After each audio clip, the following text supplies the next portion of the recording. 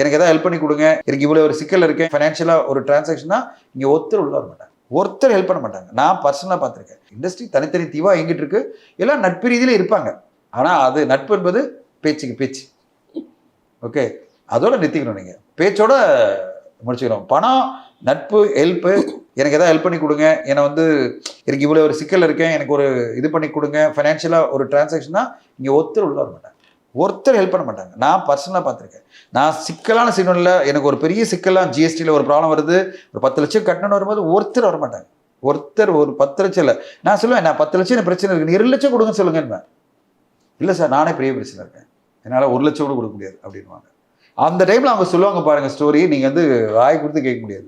நான் அப்பயே உடனே சார் வச்சுருங்க சார், பரவாயில்ல சார், நீங்கள் அது உங்கள் பிரச்சனையை சொல்ல வேணாம் சார், ஏன்னா நானே பிரச்சனை இருக்கேன், நீங்கள் வேறு சொன்னீங்கன்னா எனக்கு இன்னும் டிப்ரெஷன் ஆகிடும், அதனால் முடியாது இல்லை, அது எதுக்கு இவ்வளோ எக்ஸ்ப்ளனேஷன் விட்டுருங்க சார் அப்படின்னு சொல்லிட்டு. இதுதான் இண்டஸ்ட்ரி. இந்த இண்டஸ்ட்ரி அப்படி தான்.